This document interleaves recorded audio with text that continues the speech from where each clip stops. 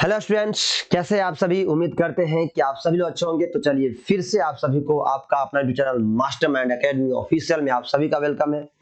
तो आज के सेशन में हम फिर से आपके लिए लेकर के आए हैं सिनोनिम्स पार्ट 2।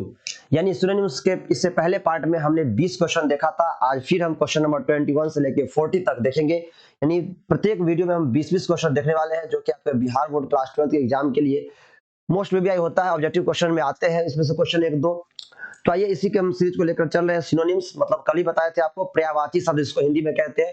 यानी एक जैसे कि नीर मतलब पानी, जल मतलब भी वही होता है, वारी मतलब भी वही होता है। तो वो सिनोनिम्स पर्यायवाची शब्द जिसको हम कहते हैं। ठीक है, तो आई होप आपको समझ में आया होगा। तो आज हम 21 नंबर से लेके 40 नंबर तक का इस वीडियो में हम देखेंगे क्वेश्चन, यानी 20 क्वेश्चन इस वीडियो में देखने वाले हैं। तो आप एकदम अपने घर पे रहे और पढ़ते रहे एकदम से, क्योंकि ठंड बहुत ज्यादा है, कोरोना का भी टाइम है, कोचिंग क्लासेस ऑफ हो चुकी है। तो अब एकदम घर पे रहे, मस्ती में पढ़ते रहे और एकदम ठंडे से बच के रहे। तो आइए शुरुआत करते हैं। पहला क्वेश्चन आपके स्क्रीन पे ये रहा। पहला क्वेश्चन आपके स्क्रीन पे है कि द सिनोनिम्स ऑफ डेप्थ क्या होता है। तो याद रखिएगा, डेप्थ का मतलब होता है जो व्यक्ति किसी काम में निपुण होता है। क्या होता है? निपुण होता है। ठीक है, ये बात ये आपको याद रखना है। क्या होता है? निपुण। तो इसके लिए इसका सही आंसर हमारा जो होने वाला है वो क्या होने वाला है? पहला आंसर होगा आपका स्किलफुल, यानी ऑप्शन नंबर ए ही इसका क्या होगा? सही होगा।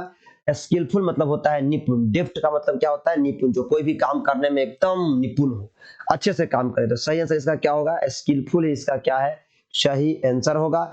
विगोरस मतलब होता है ऊर्जावान, जो कि यहाँ पर मैच नहीं करता है। क्लमजी मतलब होता है बेढंगा, जो अच्छे ढंग का नहीं हो, बेढंगा जिसको हम लोग बोलते हैं। तो ये क्लमजी भी यहाँ पर नहीं होगा। और डिसीटफुल मतलब होता है धोखेबाज, जो यहाँ पर नहीं होने वाला है। तो पहला आंसर इसका सही था।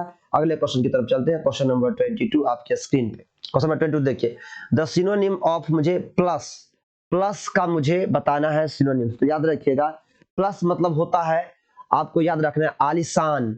आलिशान मतलब क्या होता है आप समझते हैं? आलिशान का मतलब होता है लग्जरियस चीज, जो होता है लग्जरियस, जो हमें काफी आराम दे, आरामदायक चीज जो होता है। जो आलिशान बंगला नहीं बोलते हम, तो उसके लिए हमारा वर्ड जो बना हुआ है वो सही आंसर है हमारा लग्जरियस। लग्जरी कार्य होता है। लग्जरियस मतलब होता है ऐसी चीजें जो आलिशान चीजें हो, जो हमें आराम दे, आराम देने वाली वस्तु है, तो उससे हम कहते हैं लग्जरियस। तो सही आंसर इसका क्या होगा?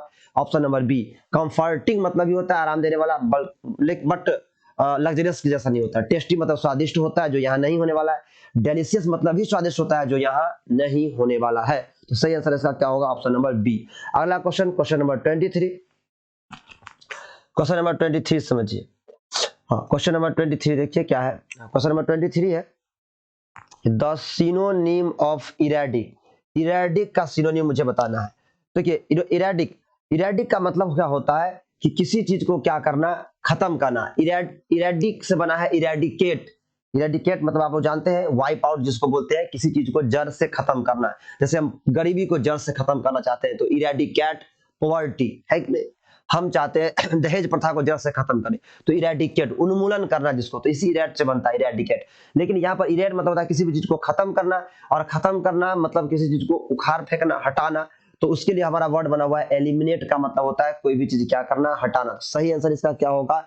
डी इसका सही आंसर होगा। ठीक है, तो और कॉम्प्लिकेट मतलब तो आप जानते हैं जटिल होता है, जो यहाँ नहीं होगा। इंडिकेट मतलब आप जानते हैं, इंडिकेट करना मतलब निर्देश करना, किसी को सूचित करना। ठीक है, और डेडिकेट मतलब होता है समर्पित, समर्पण करना, किसी चीज के प्रति समर्पण करना। तो सही आंसर यहाँ पर क्या होने वाला है? डी सही आंसर था। ठीक है, तो आई होप आपको ये भी समझ में आया होगा। अगला क्वेश्चन ये, अगर आपको समझ में आ रहा है, अच्छा लग रहा है, तो आप वीडियो को लाइक जरूर कर दे, दोस्तों में शेयर भी जरूर कर दे। अगला है हमारा द सिनोनिम ऑफ डेस्टिट्यूशन। याद रखिएगा, डेस्टिट्यूशन मतलब होता है जहां पर किसी संसाधन का बहुत ज्यादा कमी हो, यानी आदमी अपनी रोजी रोटी ठीक से नहीं चला पाए, अपने घर कम अच्छे से नहीं चला पाए, तो उसे हम क्या कहते हैं? डेस्टिट्यूशन मतलब होता है गरीबी। गरीबी यानी बहुत ज्यादा कमी हो। तो गरीबी के लिए इसमें कौन सा वर्ड है हमारा? पॉवर्टी, क्योंकि हम सिनोनिम्स ढूंढ रहे हैं, तो पॉवर्टी सही होगा, याद रखिएगा। और एडिक्वेसी मतलब होता है पर्याप्तता, जो कि उसका विपरीत है ना, एंटोनिम्स है। तो एंटोनिम्स अभी हम नहीं पढ़ रहे हैं, सिनोनिम्स पढ़ रहे हैं, तो ये भी यहाँ पर नहीं होने वाला है। ह्यूमिलिटी मतलब होता है मानवता, जो यहाँ पर नहीं होगा। और मॉडरेशन, मॉडरेशन मतलब होता है विनम्रता, जो यहाँ पर नहीं होने, या संयम भी आप बोल सकते हैं। मॉडरेशन मतलब क्या होता है? संयम, जो कि यहाँ पर नहीं होने वाला है। ठीक है, तो चलिए ये भी आपको, आई होप कि आपको समझ में आया होगा। अगर समझ में आता है तो आप वीडियो को लाइक जरूर करें और अपने दोस्तों में जरूर शेयर कीजिएगा। ठीक है, तो बी नंबर इसका सही आंसर होगा। अब चलते हैं क्वेश्चन नंबर 25 की तरफ। क्वेश्चन नंबर 25 बहुत ही बेहतरीन क्वेश्चन, देखिए क्या है।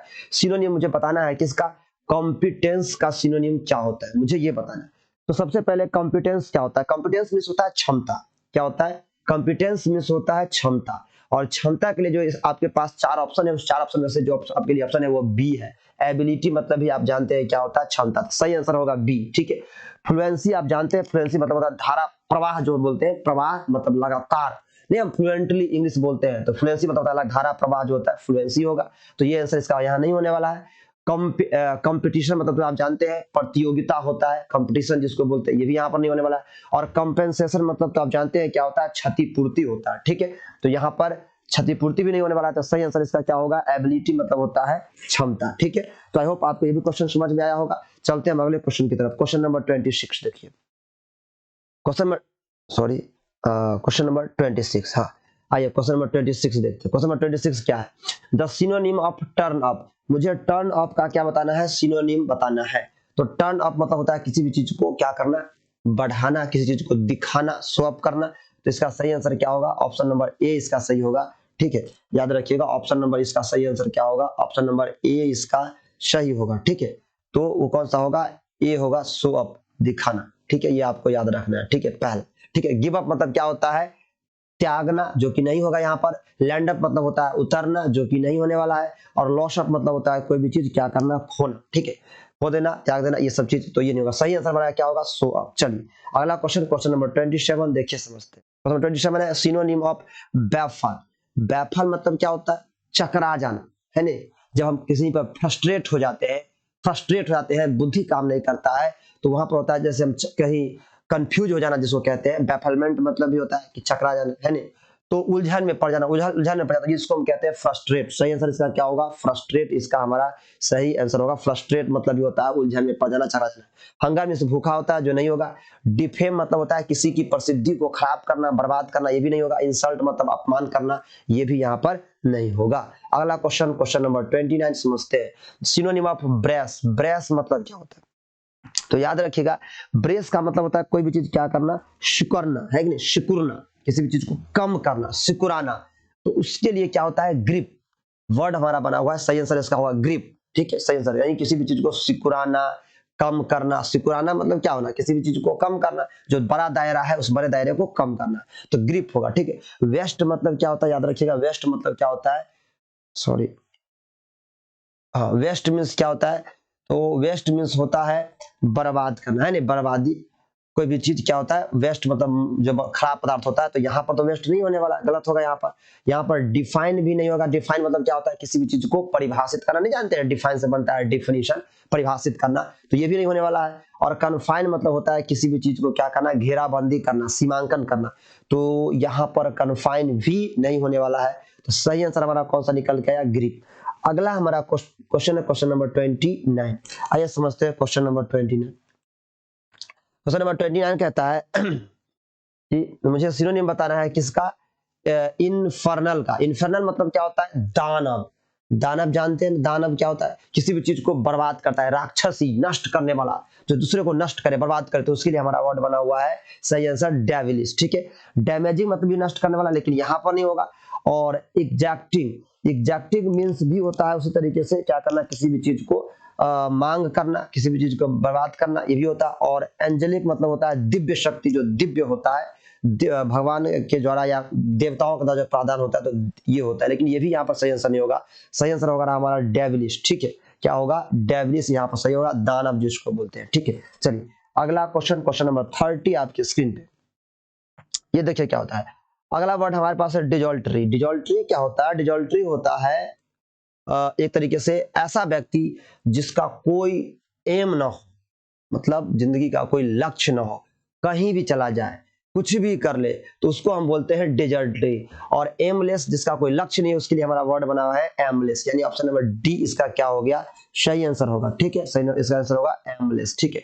अच्छा, ओबीडियंट मतलब होता है आज्ञाकारी, जो कि यहाँ नहीं होने वाला। पंक्चुअल मतलब होता है समय का पाबंद, जो समय से सब काम करे, समय के साथ काम करे, समय निश्चित समय को वैल्यू दे। और रेगुलर मतलब नियमित होता है, जो यहाँ पर नहीं होने वाला। तो सही आंसर यहाँ होगा डी, एमलेस।